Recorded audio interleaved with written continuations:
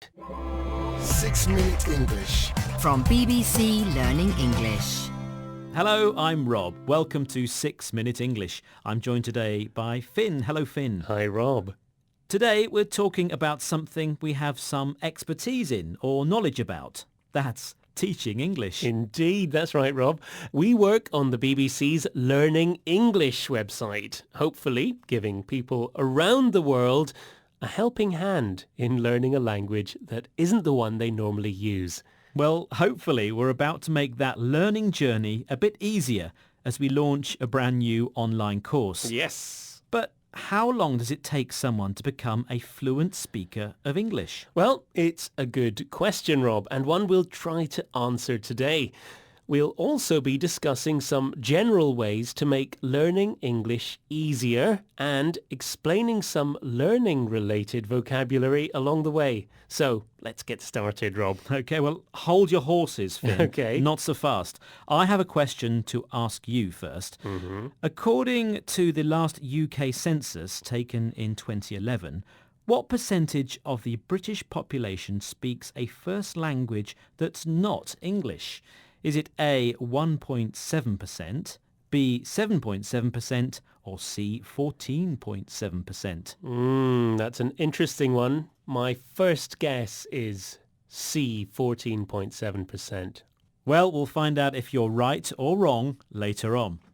So now we can discuss how learning English is getting easier. Of course, there are a huge number of publications, books, leaflets and magazines that can help teach you. But there are those people who say that you can't beat the real thing, a teacher, someone who can explain a language to you face to face. Indeed, but that comes at a cost and isn't always practical. You might not have a school nearby. That's why in the 21st century, online seems to be the main method of learning. Technology is allowing the English language to come to you. That's true. And that's why we've launched a brand new English course that's available on a computer, tablet or mobile phone. It's aimed at intermediate learners and charts a pathway through the various aspects of the language. And we hope that by committing around 15 minutes a day to using it, a learner will see a real improvement in their English knowledge and skill. But as well as using resources available online, how else can someone help themselves to get a better grasp, that's a better understanding, of English? Well, if someone wants to become a confident speaker of English, trainer Richard Hallows has some tips. Have a listen and see if you can hear what are the two main aspects of English that you need. Most importantly, you've got to have a good range of vocabulary and grammar. You need to know lots of words. The more words you know, the better, obviously. And similarly with grammar, the more grammar you have, the better you can explain yourself. And we also need to think about pronunciation. Learners of English often worry about speaking like a native speaker. It's not necessary to have a native accent.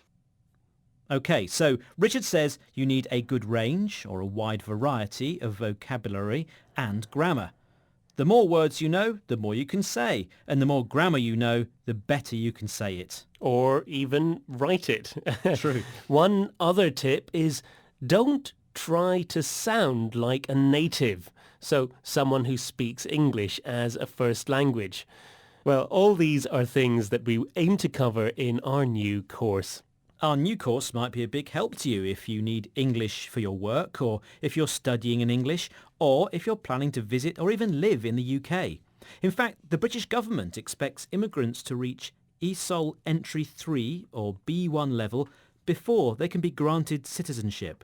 It's equivalent to being able to hold a reasonably confident basic conversation.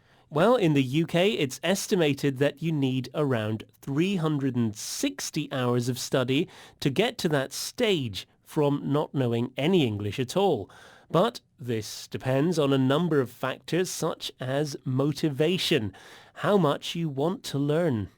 And age can be a factor too. Some experts say it's common for children under the age of 11 to be very immersed and be fluent in English in about 6 months. But why should someone choose to learn English? This is something we've been asking you on our Facebook page. Osama says, it's like my passport. You need it wherever you go.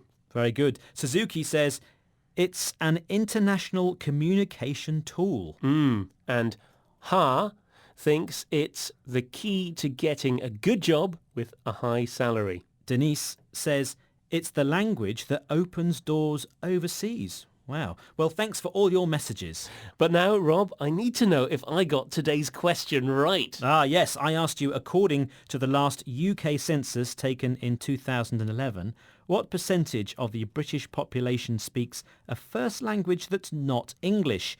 I said 14.7%. I think that was a wild guess, A Finn, very because crazy guess. You were wrong. The census found 7.7% of people in the UK that have a first language that's not English. That's 4.2 million people.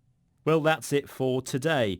Don't forget to check our new website at bbclearningenglish.com. Happy learning. Bye. Bye-bye. That was BBC Learning English.